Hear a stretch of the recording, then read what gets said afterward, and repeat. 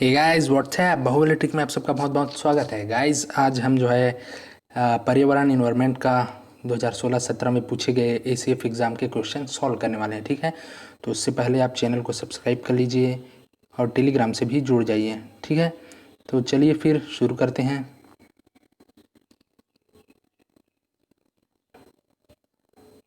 चलिए, पहला क्वेश्चन है, इटाई इटाई एक बहुत कष्टकारक रोग है, यह किसके कारण होता है? तो बताइए। कैडमियम, मरकरी, आर्सेनिक, लेड, उपरोक्त में से कोई नहीं। तो इसका सही आंसर है ऑप्शन ए, कैडमियम के कारण। ठीक है, अगला क्वेश्चन देखते हैं। मृदा प्रदूषण किससे होता है? एरोसॉल, अम्लवर्षा, नाइट्रोजन ऑक्साइड, सीएफसी, इनमें से कोई नहीं। तो मृदा प्रदूषण होता है ऑप्शन बी, अम्लवर्षा। अगला है, निम्न में से कौन जैव विविधता के स्तर से संबंधित नहीं है? जैव विविधता के स्तर से संबंधित नहीं है। तो एक जाति के भीतर आनुवंशिक परिवर्तनशीलता, एक समुदाय के भीतर प्रजाति विविधता, पारिस्थितिक तंत्र की विविधता, पादप प्रजाति की वितान परिवर्तनशीलता, इनमें से कोई नहीं। तो देखिए, जैव विविधता के प्रकार मेनली पूछा गया है। तो कितने प्रकार के होते हैं? 3 प्रकार के होते हैं। एक जेनेटिक बायोडाइवर्सिटी, दूसरा स्पीसीज बायोडाइवर्सिटी और तीसरा इकोलॉजिकल बायोडाइवर्सिटी। ठीक है, तो ऑप्शन ये तो जेनेटिक वाला हो गया, ये स्पीसीज वाला हो गया, ये इकोलॉजिकल वाला हो गया। तो इसका सही आंसर हो जाएगा ऑप्शन डी। ठीक है, अगला देखते हैं। एक सींग वाले गैंडे संरक्षित किए जाते हैं गिर वन में, कांजीरंगा राष्ट्रीय उद्यान में, रणथंभौर उद्यान में, कार्बेट राष्ट्रीय उद्यान में, उपरोक्त में से कोई नहीं। तो इसका सही आंसर है ऑप्शन बी, काजीरंगा राष्ट्रीय उद्यान में। अगला देखते हैं, निम्न में से कौन सा बहिस्थानिक संरक्षण का उदाहरण है? वानस्पतिक बगीचा, वन्य जीव अभयारण्य, बायोस्फीयर रिजर्व, पवित्र वन, उपरोक्त में से कोई नहीं। तो बहिस्थानिक कहने का मतलब होता है एक्स-C2। ठीक है, एक्स-C2 मतलब क्या होता है? जिसको हम जीव के लिए या पौधों के लिए ऐसा जगह क्रिएट करते हैं, माहौल उस पौधे, पेड़ पौधे या जीव जंतु के लिए जो हम क्रिएट करते हैं माहौल, उसको बोलते हैं एक्स-C2। तो बॉटनिकल गार्डन हम क्रिएट कर सकते हैं, मतलब ऑप्शन ए इसका सही आंसर है। वन्य जीव अभयारण्य, बायोस्फीयर रिजर्व, पवित्र वन, ये आंसर नहीं होगा। ठीक, अगला देखते हैं। WWF का वन्य जीव चिन्ह क्या है? लाल पांडा, एक सींग वाला गेंडा, मॉरिशस का डोडो, ग्रेट इंडियन बस्टर, उपरोक्त में से कोई नहीं। तो इसका सही आंसर लिया गया था पहले ऑप्शन ए, लाल पांडा। ठीक, लेकिन जब संशोधित मॉडल आंसर आया तो उसमें आंसर लिया गया ऑप्शन ई, इनमें से कोई नहीं को। ठीक है, अगला देखते हैं। तप्त स्थल या हॉटस्पॉट का सिद्धांत दिया था किसने? नॉर्मन स्कॉट ने, नॉर्मन मेयर्स ने, बीपी पाल ने, नॉर्मन विंसेंट पाल ने, उपरोक्त में से कोई नहीं। इसका सही आंसर है ऑप्शन बी, नॉर्मन मेयर्स ने। ठीक, विश्व पर्यावरण दिवस होता है कब? 10 जून, 10 जनवरी, 5 जून, 5 अगस्त, इनमें से कोई नहीं। तो इसका आंसर है ऑप्शन सी, 5 जून को होता है। ठीक, अगला देखते हैं।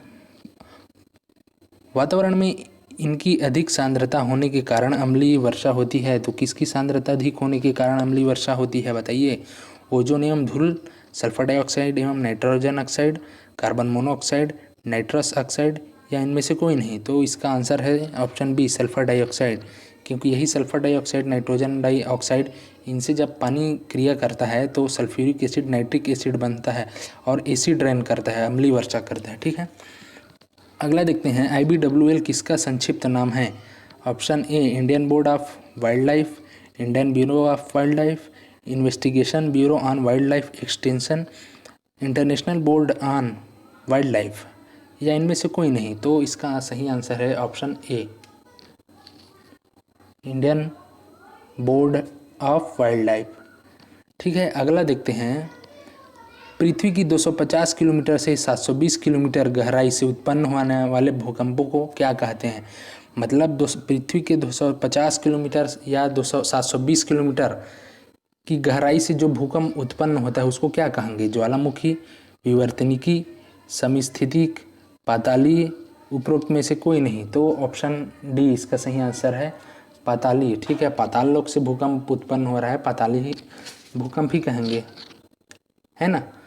अगला देखते हैं, भारत में नेशनल फैमिली वेलफेयर प्रोग्राम किस वर्ष से प्रारंभ किया गया? 2001, 1961, 1951, 1947। तो बताइए क्या है इसका आंसर? ऑप्शन सी 1951। अगला देखते हैं, शहरों में वायु प्रदूषण का सबसे बड़ा स्रोत क्या है? रेल, घर, स्टीमर्स, मोटर गाड़ियाँ, उर्वरक। तो इसका सही आंसर है ऑप्शन डी, मोटर गाड़ियाँ। ट्रैफिक इतना होता है भाई साहब, है ना, शहर की बात कर रहा है। और अगला देखते हैं 134 नंबर, विश्व जनसंख्या दिवस कब मनाया जाता है? 11 जुलाई, 11 जनवरी, 11 अप्रैल, 11 अगस्त, इनमें से कोई नहीं। तो इसका आंसर है ऑप्शन ए, 11 जुलाई को, ठीक। प्राकृतिक आपदा प्रबंधन में होता है, क्या होता है? सहायता के उपाय, आपदा आकलन एवं अनुसंधान, भौगोलिक सूचना प्रणाली एवं सर्वे, ABC, तीनों, उपरोक्त में से कोई नहीं। तो इसका आंसर है ऑप्शन डी, तीनों, ठीक। सब चीज़ होता है, जब आपदा आती है तो इन सारी क्रियाएं होती हैं, मतलब ऑप्शन डी इसका सही आंसर है। अगला देखते हैं, निम्न में से कौन जैव विविधता को खतरा नहीं है? मतलब कौन जैव विविधता को खतरा नहीं है? वास विखंडन, समुच्च विति, आक्रामक विदेशी प्रजातियां, जलवायु परिवर्तन, उपरोक्त में से कोई नहीं। तो इसका आंसर है ऑप्शन बी, समुच्च विति। अगला देखते हैं, जैव विविधता केवल अक्षांश के साथ परिवर्तित होती है, ऊंचाई के साथ परिवर्तित होती है, अक्षांश और ऊंचाई दोनों के साथ परिवर्तित होती है, अक्षांश एवं ऊंचाई दोनों के साथ परिवर्तित नहीं होती है, इनमें से कोई नहीं। तो इसका आंसर है ऑप्शन सी, ठीक है। ये पृथ्वी है और ये भूमध्य रेखा है। जब आप पोल की तरफ जाते हैं तो बायोडाइवर्सिटी कम होती जाती है, ठीक है, और जब आप ऊपर की ओर जाते हैं तो भी बायोडाइवर्सिटी कम होती है। तो इसलिए इसका सही आंसर है ऑप्शन सी, ठीक है। अगला क्वेश्चन देखते हैं, निम्न में से किसको रियो प्लस 10 के नाम से भी जाना जाता है? रियो डी जेनेरियो में अर्थ समिट हुआ 2002, उसको जोहान्सबर्ग में धारण क्षम विकास पर विश्व समिट को, रियो डी जेनेरियो में धारण क्षम विकास पर संयुक्त राष्ट्र कॉन्फ्रेंस को, वाशिंगटन में साइट्स को, उपरोक्त में से कोई नहीं। तो इसका सही आंसर है ऑप्शन बी, जोहान्सबर्ग में धारण क्षम विकास पर विश्व समिट को। देखिए, रियो का सबसे पहला जो अर्थ समिट सबसे पहले कहाँ हुआ था? रियो में हुआ था। कब? 1992 में, ठीक है। लेकिन इसके 10 साल बाद, मतलब रियो प्लस 10 कहाँ हुआ था? ये हुआ था जोहान्सबर्ग में, ठीक है, जोहान्सबर्ग में। तो इसलिए इसका सही आंसर होगा ऑप्शन बी, ठीक। अगला देखते हैं, इसको मिटा देता हूँ पहले। कुल भूदृश्य या भौगोलिक क्षेत्र में आवासों की विविधता को कहते हैं, आवासों की विविधता को कहते हैं गामा, बीटा, अल्फा, स्थानीय विविधता या इनमें से कोई नहीं। तो देखिए, इसका सही आंसर है ऑप्शन ए, गामा विविधता, ठीक है, सही आंसर है ऑप्शन ए। ये क्वेश्चन पूछा गया है मापन की पद्धति पर, बायोडाइवर्सिटी की मापन की पद्धति पर। तो 3 पद्धति होती है, अल्फ़ा, बीटा, गामा। तो ये क्वेश्चन जो है इसका सही आंसर है गामा विविधता, ठीक है। निम्न में से कौन प्रदूषक का प्रमुख कारक है? प्रमुख कारक है, बताइए। तो इसका ऑप्शन है जंतु, मनुष्य, यूवी किरणें, ग्रीन हाउस गैस, उपरोक्त में से कोई नहीं। तो इसका आंसर है ऑप्शन बी, मनुष्य, ऑप्शन बी, मनुष्य। अगला क्वेश्चन देखते हैं, कौन सा कण प्रदूषक नहीं है? बताइए। धुआं, फ्लाई ऐश, एरोसॉल, धुंध, उपरोक्त में से कोई नहीं। तो इसका सही आंसर है ऑप्शन ई, मतलब सभी जो है प्रदूषक हैं, ठीक है, सभी प्रदूषक हैं, इसलिए इसका सही आंसर क्या हो जाएगा? Option E. अगला देखते हैं, कौन व्यक्ति पर्यावरण सुधार कार्य से संबंधित नहीं है? मतलब ये है कि किन्होंने पर्यावरण से के सुधार में अपना योगदान नहीं दिया। चंडी प्रसाद भट्ट, सुंदरलाल बहुगुणा, मेघा पाटिकर, विष्णु नार्लिकर, उपरोक्त में से कोई नहीं। तो इसका आंसर है ऑप्शन डी, विष्णु नार्लिकर। ठीक है, अगला देखते हैं। भारतवर्ष में 2 ग्लोबल जैविक विविधता के तप्त स्थल या हॉटस्पॉट हैं। वेस्टर्न घाट, पूर्वी हिमालय, नीलगिरी। ए तथा बी दोनों, इनमें से कोई नहीं। तो इसका आंसर है ऑप्शन डी, ए तथा बी दोनों। देखिए, भारत में 4 हॉटस्पॉट हैं। कौन कौन सा? पहला वेस्टर्न घाट, पहला वेस्टर्न घाट और श्रीलंका, दूसरा है सुंडालैंड, तीसरा है इंडो बर्मा और चौथा क्या है? चौथा है हिमालय, पूर्वी हिमालय। ठीक है, तो ये हो गया। अगला देखते हैं। जर्म प्लाज को परिरक्षित किया जा सकता है। कैसे परिरक्षित किया जा सकता है? शीत भंडारण से, रेफ्रिजरेशन से, क्रायो प्रिजर्वेशन से, घर में, इनमें से कोई नहीं। तो इसका आंसर बताइए। सही आंसर है इसका सी, क्रायो प्रिजर्वेशन से। ठीक है, अगला देखते हैं। अधिकतर वायु प्रदूषक हानिकारक प्रभाव डालते हैं। कहाँ पर हानिकारक प्रभाव डालते हैं? आहार नली पर, गालों पर, नाक तथा होठों पर, श्वसन प्रणाली पर, उपरोक्त में से कोई नहीं। तो वायु प्रदूषक डालेगा, श्वसन में ही डालेगा। ठीक है, श्वसन प्रणाली में। तो इसका सही आंसर है ऑप्शन डी।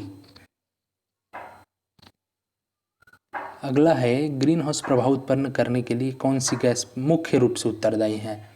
मुख्य रूप से उत्तरदायी है। Oxygen, ozone, carbon dioxide, nitrogen, उपरोक्त में से कोई नहीं। तो इसका आंसर है कार्बन डाइऑक्साइड, ऑप्शन सी। ठीक, अगला देखते हैं। बीओडी का पूरा नाम क्या है? Biological ox demand, biological oxygen demand, biological oven demand, biological ox डिमार्ग, उपरोक्त में से कोई नहीं। तो इसका सही आंसर है option B, biological oxygen demand. Okay, अगला देखते हैं। विश्व खाद्य दिवस है 16 अक्टूबर, 16 जनवरी, 16 जून, 16 दिसंबर या कोई नहीं? बताइए। यस, बिल्कुल करेक्ट, 16 अक्टूबर को। सीपीसीबी का पूरा नाम बताइए। सीपीसीबी का पूरा नाम बताइए।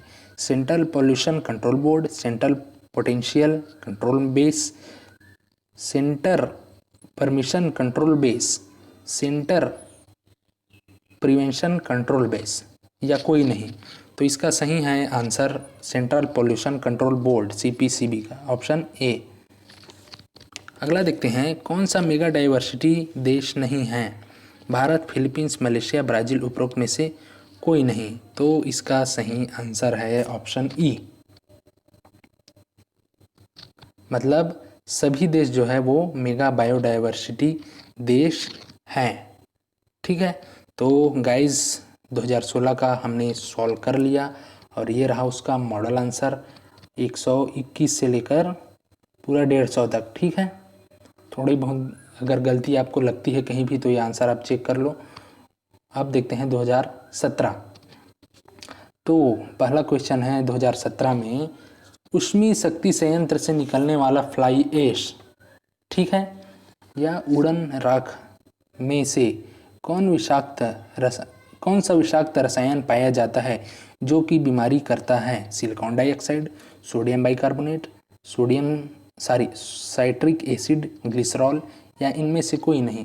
तो इसका सही आंसर है option A, silicon dioxide. Okay, अगला देखते हैं। भारतवर्ष का ग्रीन एवेंजर किसे कहा जाता है? बताइए, भारत में ग्रीन एवेंजर किन्हें कहते हैं? बाबा आमटे, केसी मेहता, बीपी पाल, एमसी मेहता, इनमें से कोई नहीं। तो इसका सही उत्तर है एमसी मेहता, ऑप्शन डी, है ना।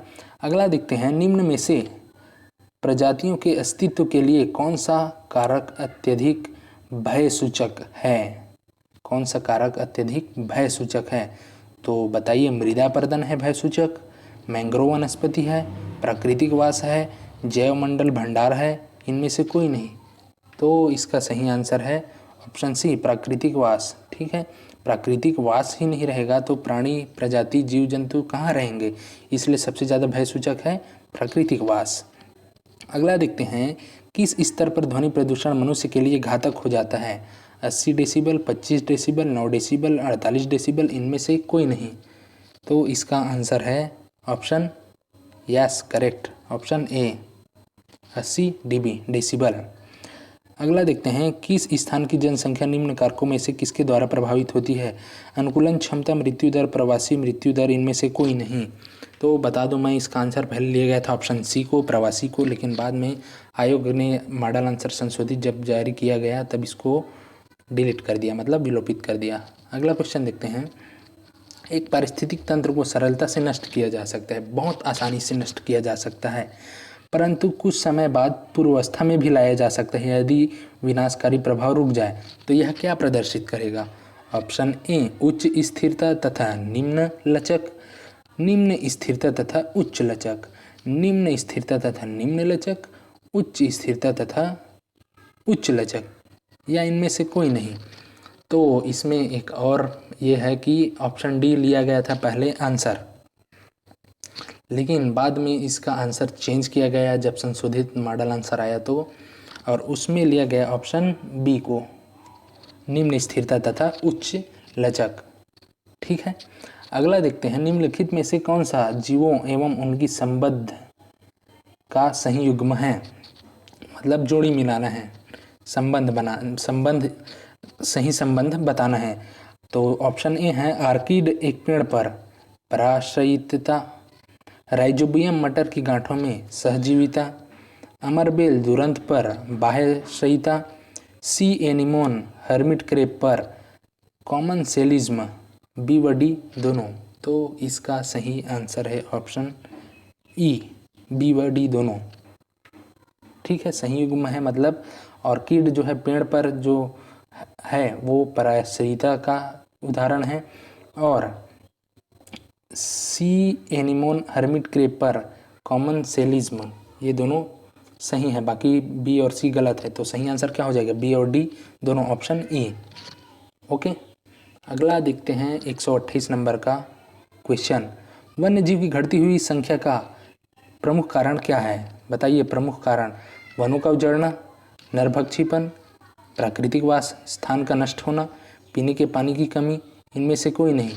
तो इसका सही आंसर है ऑप्शन सी, प्राकृतिक वास का नष्ट होना। ठीक है, जैसे कि ये वाले क्वेश्चन में भी हमने देखा था कि सबसे ज़्यादा जीवों को खतरा किससे है? प्राकृतिक वास से ही खतरा है, तो प्रमुख कारण भी प्राकृतिक वास का नष्ट होना ही होगा, है ना। अगला देखते हैं, निम्न में से कौन असंगत युग्म है? असंगत युग्म बताइए। ओजोन परत, stratosphere, profundal zone, dark zone, ectotherms, शीत रक्त जंतु, शीत जोन 25 से 40 डिग्री लेटीट्यूड, एपिलिम्नियन झील का मध्य स्तर। तो इसका सही आंसर लिया गया था पहले ऑप्शन डी को, लेकिन बाद में इसको क्या किया गया? हाँ, वही किया गया, ऑप्शन क्वेश्चन को विलोपित किया गया।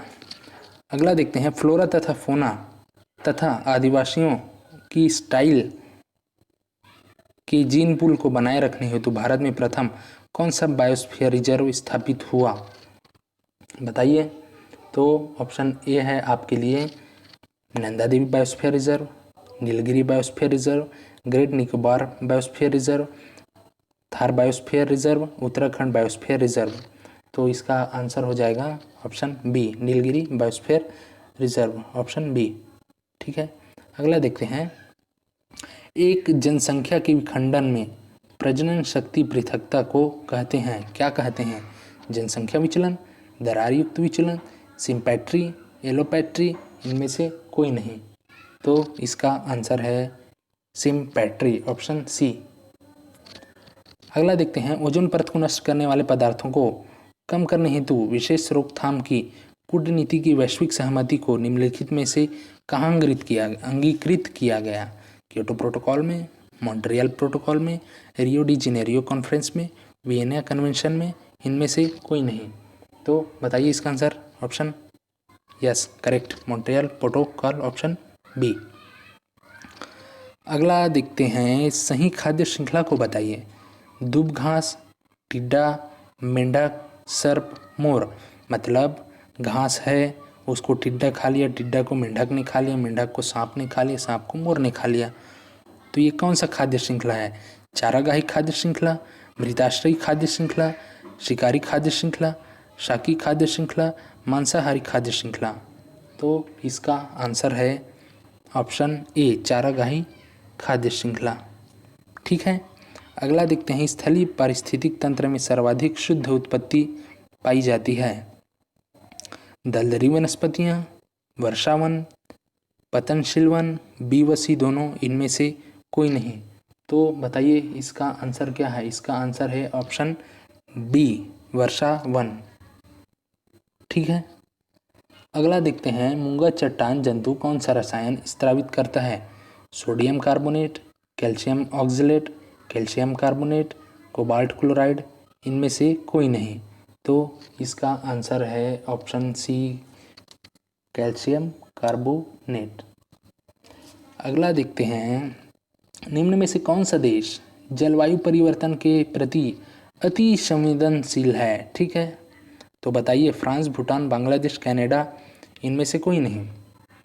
तो बांग्लादेश इसका सही आंसर है ना। एल नीनो प्रभाव क्या है? बताइए। ऑप्शन ए, समुद्री सतह की असामान्यता, समुद्री सतह की असामान्य शीतलता, मृत समुद्र, समुद्री सतह की असामान्य उष्णता, भूकंप, या इनमें से कोई नहीं। तो इसका सही आंसर है ऑप्शन सी, समुद्री सतह की असामान्य उष्णता। कार्बन मोनोऑक्साइड की विषाक्तता किससे जुड़ी है?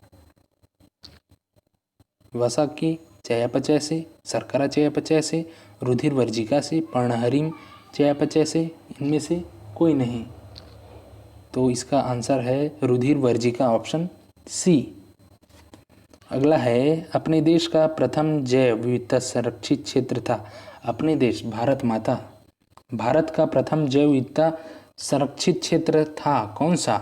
कांजीरंगा राष्ट्रीय पार्क, सुंदरवन राष्ट्रीय पार्क, जिम कॉर्बेट राष्ट्रीय पार्क, इंद्रावती नेशनल पार्क, इनमें से कोई नहीं। तो बताइए इसका answer. Option C correct. Okay, Jim Corbett national park, राष्ट्रीय पार्क, बी में चला गया ऑप्शन सी। अगला देखते हैं, निम्न में से वन्य गधे का अभयारण्य कहाँ स्थित है? जोधपुर में, राजस्थान, राजकोट गुजरात, पानीपत हरियाणा, कच्छ गुजरात, इनमें से कोई नहीं। तो वन्य गधे का अभयारण्य स्थित है गुजरात में, लेकिन गुजरात के कच्छ में। ठीक है, कच्छ में, ऑप्शन डी। ठीक है। अगला देखते हैं, संसद द्वारा भारतीय जैव विविधता एक्ट किस वर्ष पास हुआ? 1998, 2002, 2000 में और 2014 में। ठीक, तो बताइए इसका आंसर क्या है? इसका आंसर है 2002। ठीक है, ऑप्शन डी। अगला देखते हैं, चेरनोबिल विनाश यूक्रेन के किस शहर में हुआ?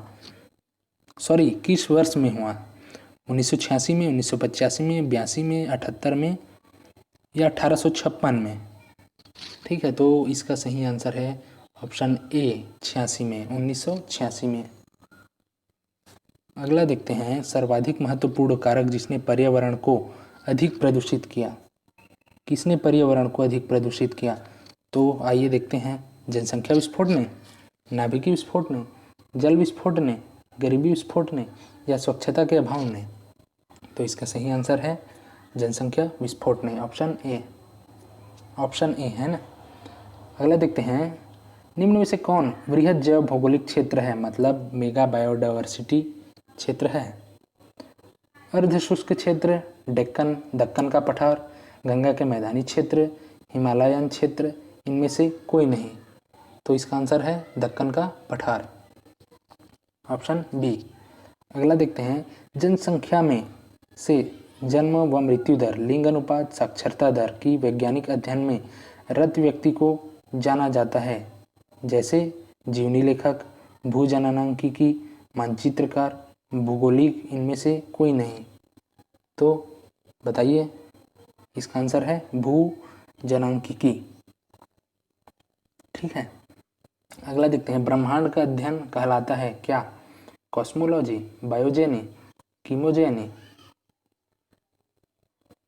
कॉग्नोजेनी, इनमें से कोई नहीं। तो इसका आंसर है ऑप्शन ए, कॉस्मोलॉजी। ओके। विश्व प्राणी पृथ्वी दिवस मनाया जाता है 5 जून को, 16 सितंबर को, 1 जुलाई को, 22 अप्रैल को, इनमें से कोई नहीं। तो इसका आंसर है ऑप्शन डी, 22 अप्रैल को। ओके, अगला देखते हैं। लेकिन गौर कीजिए कि दिवस से क्वेश्चन बहुत ज़्यादा पूछा जा रहा है ना। तो चलिए अगला क्वेश्चन देखते हैं। निम्नलिखित बीओडी मूल्य विकल्पों को चढ़ते बढ़ते क्रम में व्यवस्थित करिए। पहला दिया है प्रदूषण रहित तालाब का पानी, प्रदूषित तालाब का पानी, आसुत पानी, आसुत पानी। तो इसमें ऑप्शन है 3 1 2, 2 1 3, 1 3 2, 3 2 1, 1 2 3।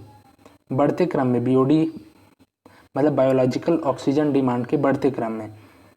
तो प्रदूषण रहित तालाब का पानी, इसमें क्या होता है? प्रदूषण रहित बोल रहा है मतलब बायोलॉजिकल ऑक्सीजन डिमांड क्या होगी? ज़्यादा होगी।